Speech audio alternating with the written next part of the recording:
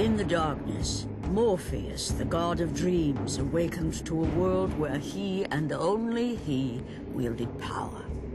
The land was slowly overrun by a black fog that engulfed everything it touched.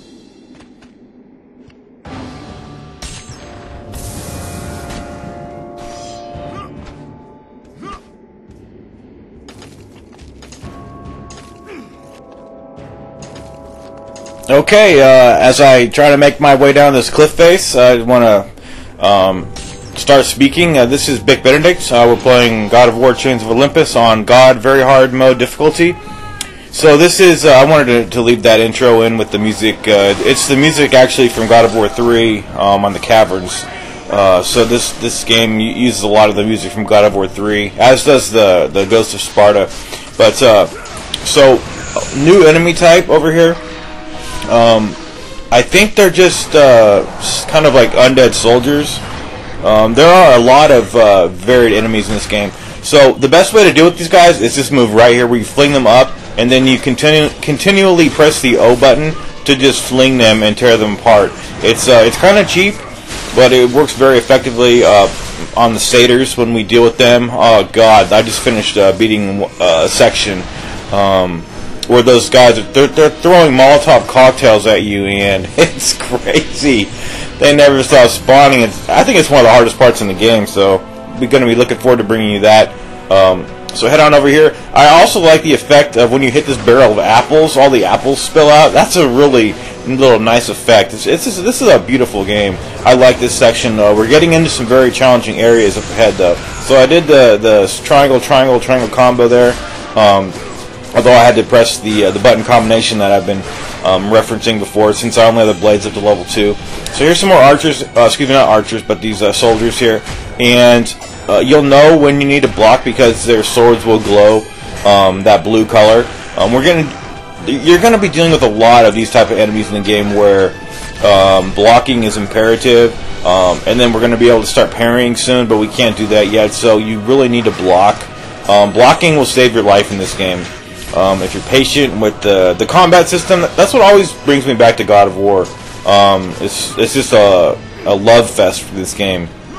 The combat system. I have no other combat system in any other game I've ever played is as satisfying as God of War. Third person. I don't play first person games, just third person. So the reason I'm falling back here is because there are some archers beyond where those soldiers spawn. So it's I think it's a safe method to. I also considered running past those undead soldiers and then just grab killing the archers, but I thought it was just a little too bold for a strategy guide for me to start mentioning something like that. So I just think this is a lot safer. So some of these houses contain a red orb chest. I think the next one contains one. So these guys can be grab killed. So just always take advantage of the fact when an enemy can be dispatched simply by you pressing the O button, and that's the end of the whole affair. Sometimes when we grab kill enemies, we're gonna have to press a button, but not yet. So grab these chests, and we're going to be doing a couple of tasks. So the theme of this game is like the world's overcome with darkness, since Morpheus has as you heard Gaia introduce this whole stage. There's a fog over enveloping this whole land here. So the fog over in this area will kill you in one hit, so you can't touch the. It's kind of like a deadly mist fog that kills you in one hit, and this is I like this. It's an interesting concept that the sun has been vanquished and we need to get in touch with Helios. Anyway, so there's a really interesting enemy type up here, and I didn't even know what they're called. I had to look online for what they're called, and they're actually called banshees. And I pulled up the bestiary, and I just want to read what this says, because this is interesting, and there's no way I could say it better than this concise description I found on the internet. Banshees, they appear as beautiful yet decaying women whose lower bodies have been replaced by brown serpent tails. They have desiccated stomachs, ornate golden headdresses, and long white hair tied into braids. They move very quickly and can attack Kratos by scratching him with their claws, swiping at him with their tails, or delivering a powerful scream which can momentarily stun Kratos. After weakening the Banshee, Kratos can kill it by punching it, step it head into the ground, and finally cut her head. So that was a pretty good description, although there's a little grammatical error at the end of that. But anyway, it was saying that they can stun you, and when they stun you, you need to tap the L1 and R1 button. And unlike God of War 2, where you have to press like L1, R1, L1, R1, like not at the same time, but like one right after the next.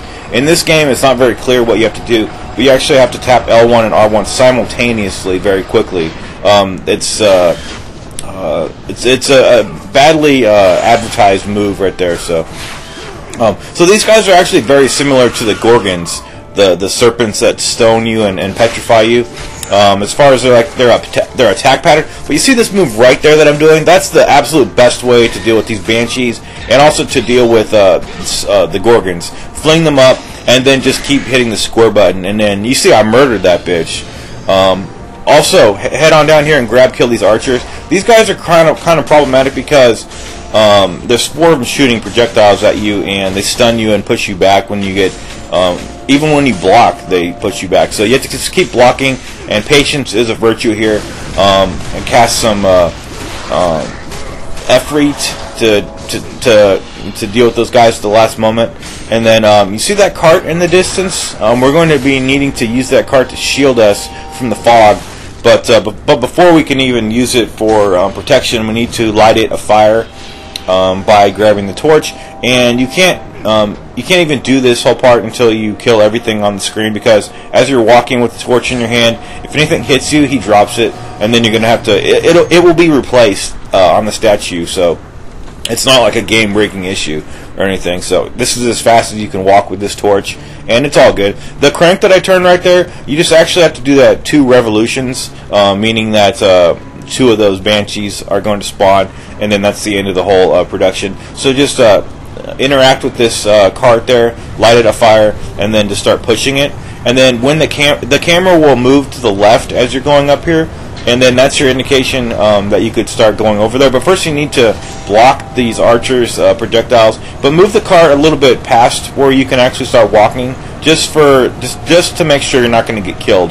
And then get your ass over here, and then take care of the archer, and then get your rewards.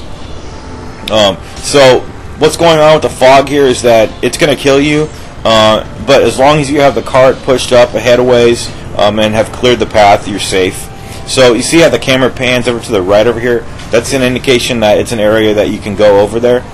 And the next enemy up ahead is going to be is one that I really detest, mainly because they never give you enough room to fight this enemy.